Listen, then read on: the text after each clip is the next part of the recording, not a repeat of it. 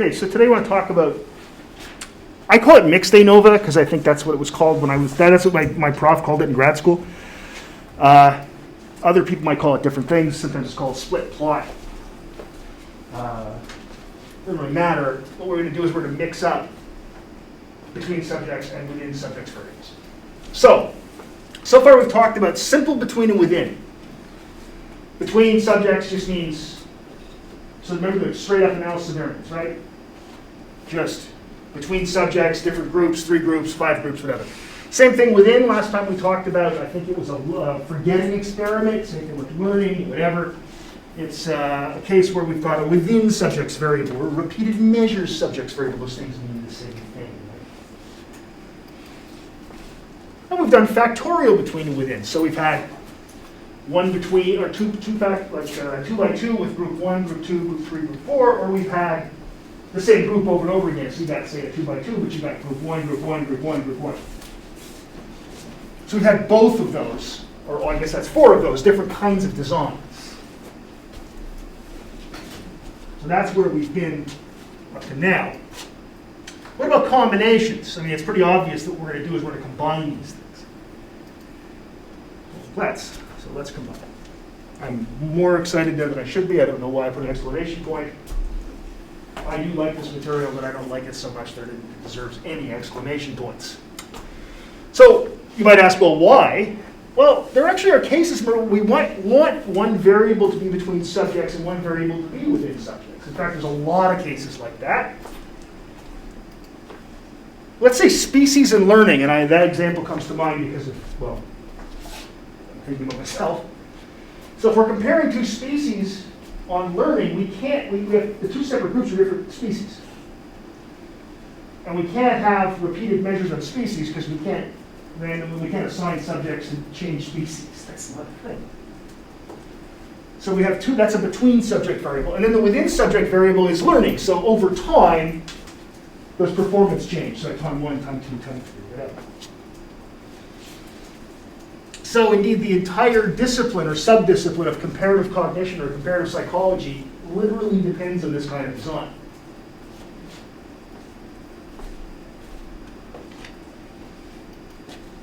What about sex differences? So if I'm comparing women and men on something, if I'm going to do that, I have a between subjects variable, that's sex, and a within subjects variable, let's say it's, again, learning, forgetting, whatever. Really, any kind of group difference at all on a repeated measure. So any group difference whatsoever on a repeated measure, we're going to have to use one of these designs. So, and I mean, I just said et cetera, because there's a zillion others where you repeat one variable and the other one's between subjects. Okay. As you could probably guess, this might be the most common kind of design, or at least one of the most common kinds of designs. And like I said, in some sub-areas of psychology, for example, like comparative cognition, we do this all the time, comparing species on learning.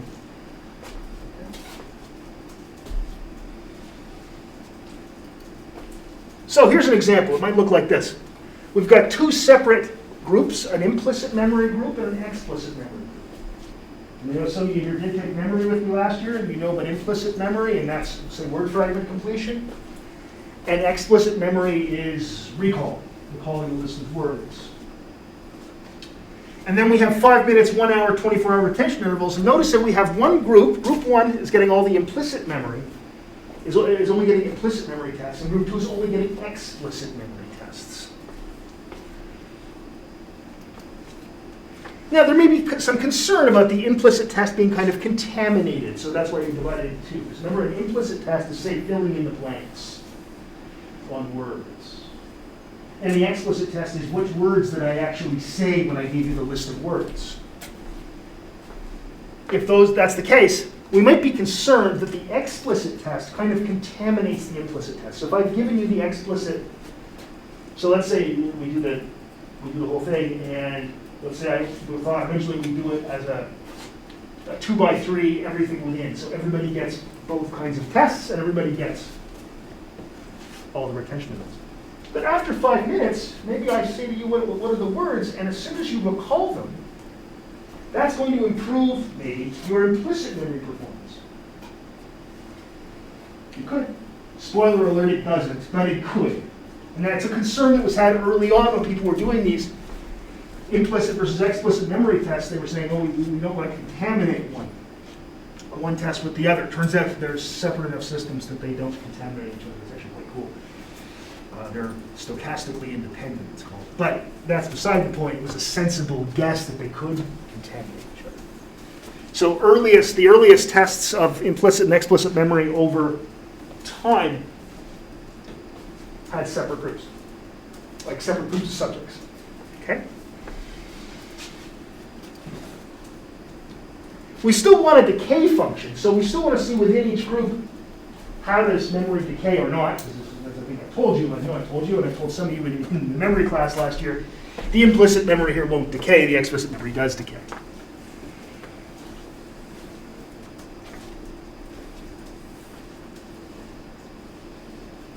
So we want something. Let's draw a little picture.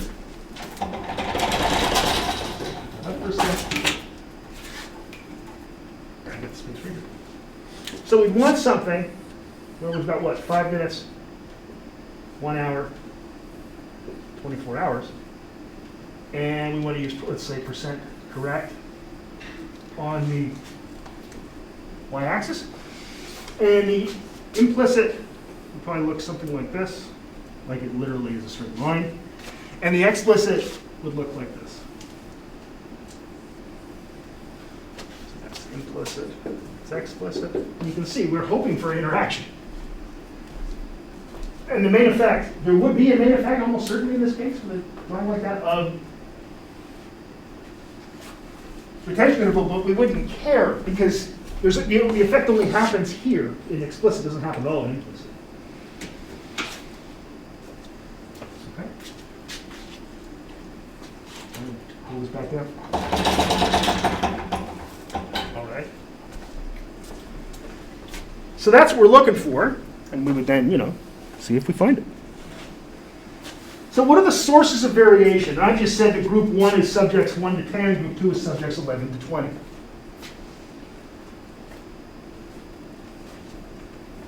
So what are the sources of variation? We've got test type, implicit and explicit.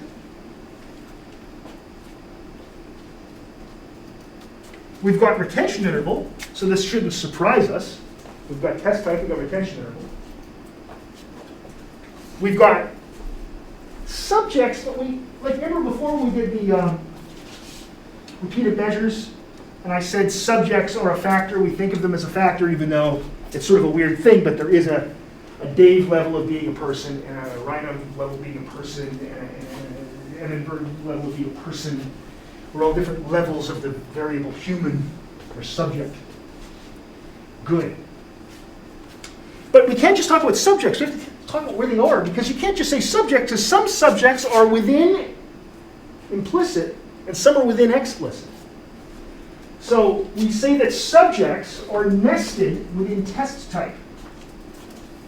Subjects are nested within test type.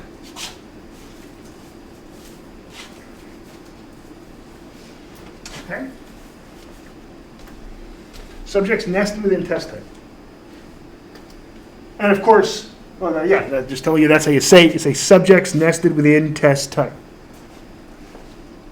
And of course, there's going to be interactions of all of these things. But subjects are nested within test type. Okay, questions I can answer so far. Just be careful with that, or I'm not shining it. Is there anyone's eye? I did that once. I should look at it. It's really good to screw around with my eyes, because they're bad enough as it is, so may as well leave them worse. Okay, so let's build the ANOVA table. So the first thing we're going to do is we're going to take our between subject variable. We're going to list it first. In this case, we're going to call it test, or test type, we could call it, whatever, I'll just call it test. And then I mentioned how we have subjects within test. So I'm listing between, then the subjects, then the within factor. And that's retention interval. We'll do the rate for in a second. Then what I just do this. Retention interval by test, retention interval by subjects within test, and I'm done.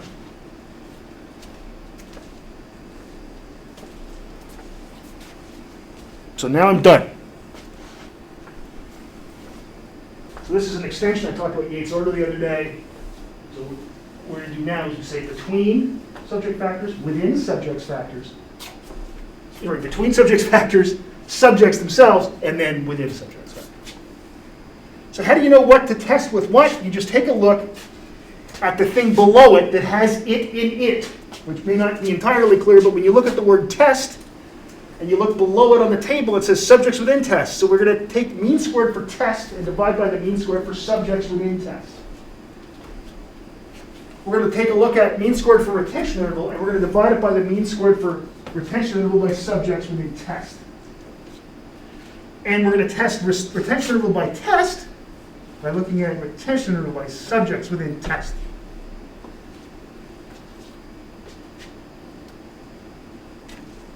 And this nesting notation becomes important, especially when you're trying to do a design like this using SPSS, let's say. In fact, a video was literally posted this morning on my YouTube channel, and you can check that out, how to do this kind of thing.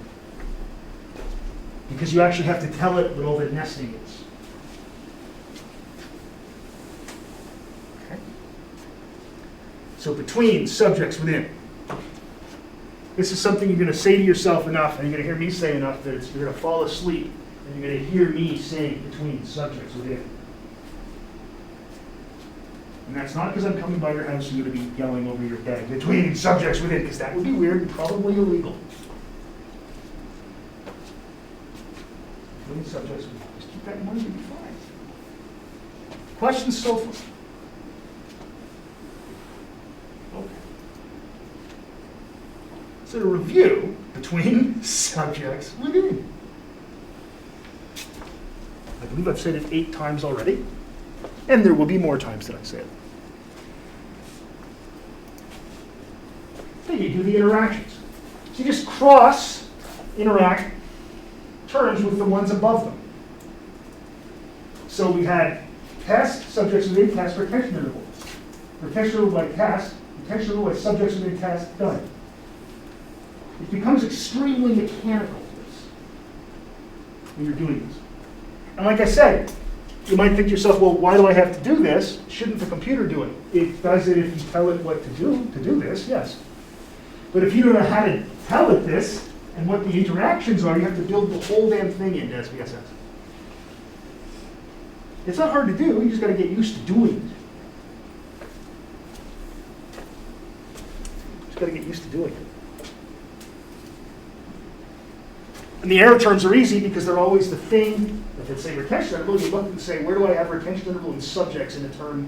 The first one that's below the term I'm interested in. Oh, it's right there. It just works. That's the beauty of this. It just works. That's assuming the independent variables are fixed factors and subjects are random factors. And we work under the assumption that, yeah, that's the way it works. Now, with SPSS, for example, you could tell it that one of those was also a random factor. Let's say we could say that retention interval was a random factor if you wanted to. And it will do the appropriate test. To be honest with you, I don't know offhand how to figure out what those error terms are. I have to pull the textbook. I have one of my graduate textbooks, and it has a whole section at the back about determining these expected values of mean squares. I don't have to do that because I can let a computer do it.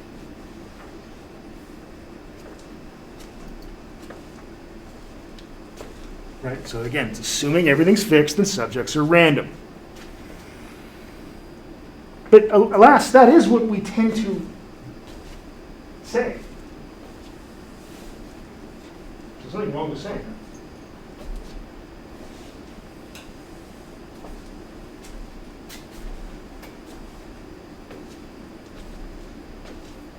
All right, questions? Okay. let's do another example. We're going to say in this example, n equals 5 little n, that's the number of subjects per group. Like that? That's nice, huh? I've stopped using retention interval and subject and all that stuff. I'm just using retention interval and test type. We're using A's and B's and C's. So we got a what? A 2 by 2 by 2, don't we? No, sorry, a 2 by 2 by 3. So this is a 2 by 2 by 3. Let's move that over a bit. So between subjects and within. Take a look at this. What are our between subjects factors? So a between subjects factor is one where different subjects get different levels of a variable. So let's just go through them by the alphabet. Is A a between subjects factor or a within subjects factor?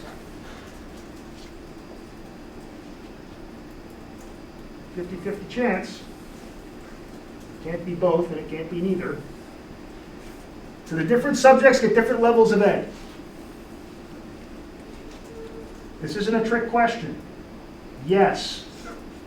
Look, group 2 gets a 2, group 1 gets a 1. So A is a between subjects factor. Let's look at B. It seems like everybody gets B1, everybody gets B2, and everybody gets B3. Yeah, okay, so B is a within subjects factor. Let's look at C. Everybody gets C1, everybody gets C2. Okay, A is a between subjects factor, B and C are within subjects factors. Okay? Does that make sense? Okay. Good. So it actually says it here, between A is a between, B and C are within subjects factors.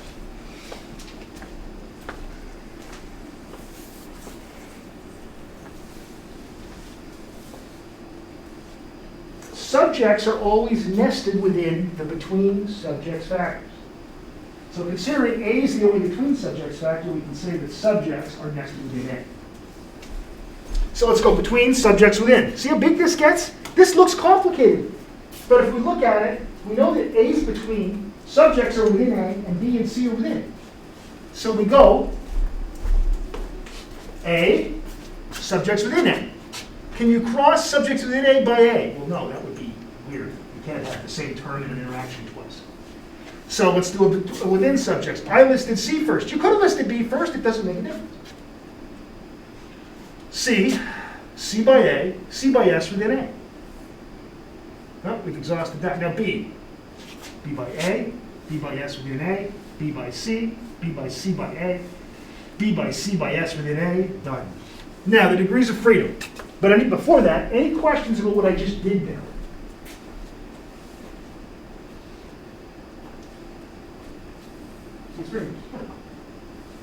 Let's take a look.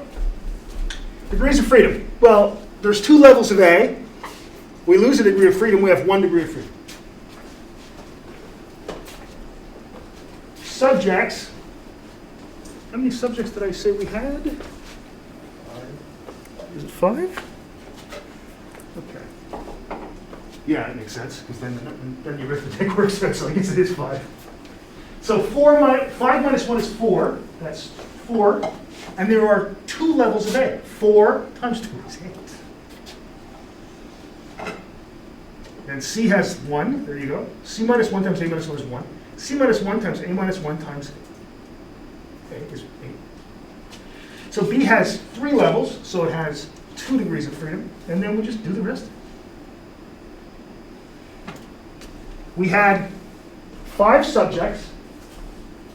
We had 12 cells, right? If you look back, in fact, we can't, let's look back.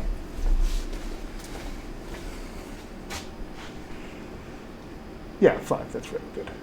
We have 5 subjects per group, we have 12 cells. 1, 2, 3, 4, 5, 6, 7, 8, 9, 10, 11, 12. 12 times 5 is 60, meaning all told we have 59 degrees of freedom. 59 degrees of freedom all told. So when we add all these numbers up,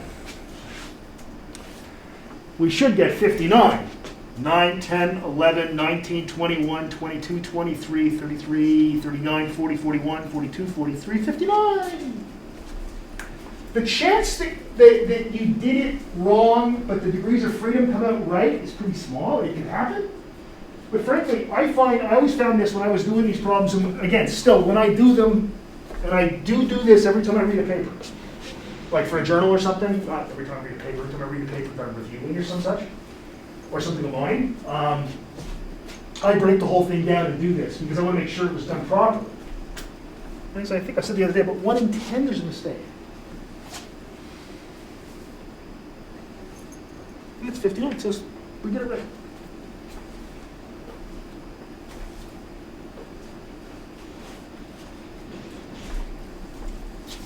And we would test A with S bin A, C by S bin A, C by A with C by S bin A, etc.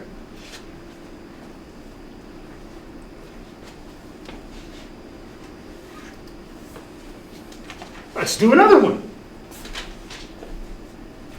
Why not? Why not indeed? Ooh, this one looks complicated. ABC again, so it's a 3-factor design. What do we have here?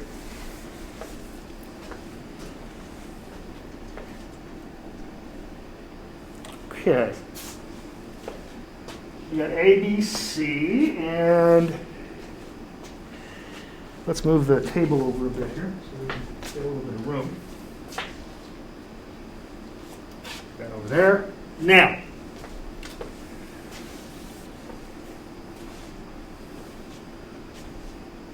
between subjects within, if you've got the notes in front of you, don't answer the question, but if you don't, I think most of you don't seem to, which is actually good. I'd rather you have it in front of you. I'd rather you just, I know you all want it, but you learn better if you make your own notes.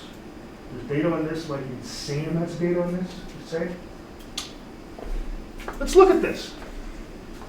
With the between the subjects within. Is A a between or a within? Tell me. Who's got a thought? Yeah, go ahead, just talk. Look, it seems like a between, if I'm not wrong. There it is. It's a between. Look, because look, different subjects get different levels of A, don't they? Group 1 and Group 2 get A1. Group 3 and Group 4 get A2. So you're right. What about B? What about B? Not Jared this time, someone else. You did well, that's nice. You spoke up. You worked with the team, you got it right. B1 and B2. Take a look. Is that a between or a within B? Within. Why is it within? Because it goes in between the two numbers, like it repeats itself between B1 and B2. No? It's okay. That's not right. Oh, okay. But no, but at least you spoke up. Thank you. Okay. So, take a look again. The different subjects get different levels of B. Yeah, then it's between. It's only within if everybody gets all the levels. Yeah. So that makes sense now? Because that's, I think I saw the light bulb go off over your head. So I think I know that now you're not going to ever make that mistake again, which is nice. Look, I was pointing at you like that would be really rude. It felt like the kind, remember when you're like 3 years old and your mom was like, don't point. And then it turns out there's nothing rude about pointing. It's pointing and laughing that's rude. Right. That's rude. Just like, what's that over there? That's not rude. What's wrong with our moms? Was it just mine? Maybe it's just my mom. Maybe it's just what's wrong with my mom. But I see some knowing nods that your mom's also said, don't point, it's rude. It's just the weirdest thing. How's this rude? It's over there. Don't point. Oh, it's over there. How's that? A little chicken wing. Do it that way. Anyway, so the B is also between. Because look, 1 and 3 get B1, and 3 and 2 and 4, I'm sorry, get B2. Let's look at C. Let's look at C. Is it between or within? Wait, everybody gets C1. Everybody gets C2. Everybody gets C3. That is a within subjects or repeated measures variable.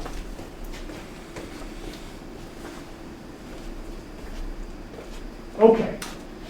Right? You see that? Does everybody see why C is it within subject or repeated measures variable? See some nods, that's good.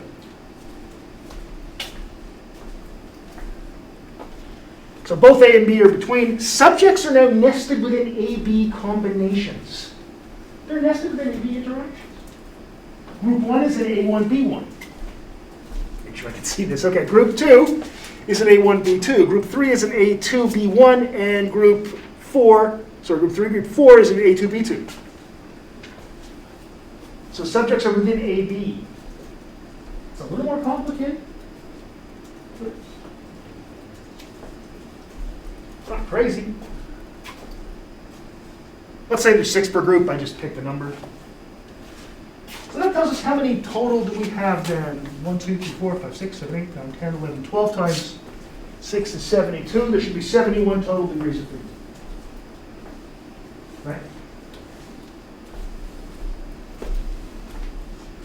And you thought you'd never use your 12 times tables. There it is, 12 times 6.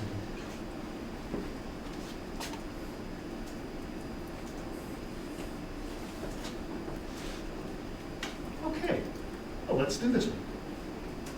Between, subjects within. Well, A and B are both between, so let's do both of them first. A by B. See, A, B, and then we go, oh, A by B, because we crossed that with that. Subjects within A, B.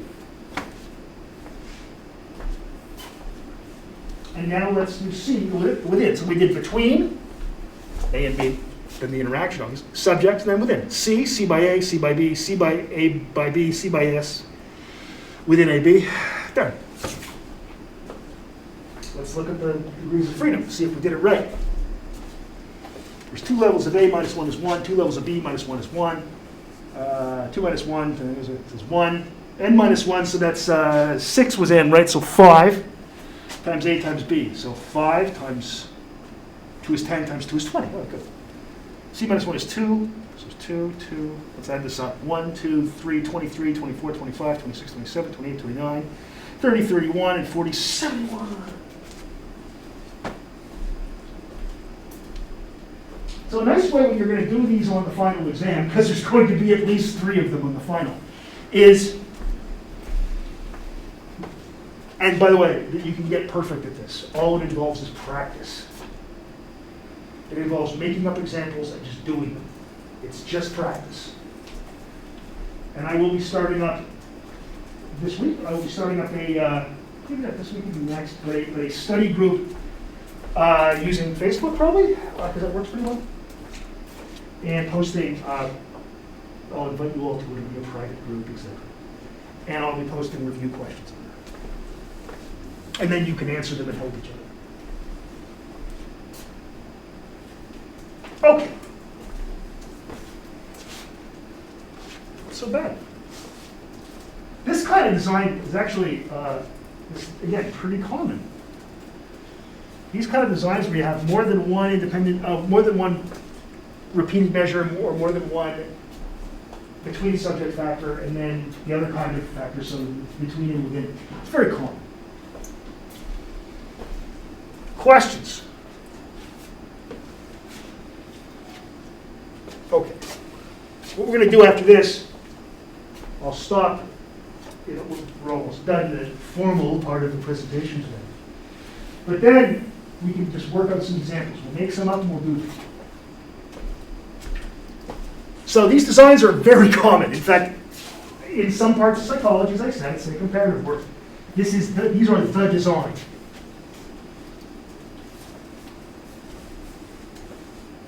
Knowing how to express the nesting part is really important because it allows you to put the right terms into SPSS. And as I said, there's a video on my YouTube channel, and I'll be throwing it up on, it'll be on my, at daveBroadbeck.com, it'll also be on the lecture podcast site, so it'll be all over the place showing you how to do this.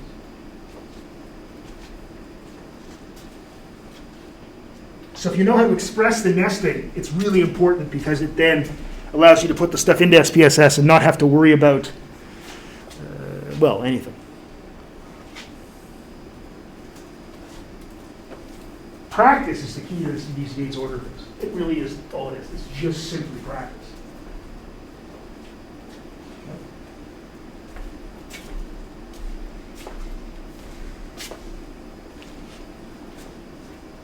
All right, do you have any questions before we just start making up examples? Good?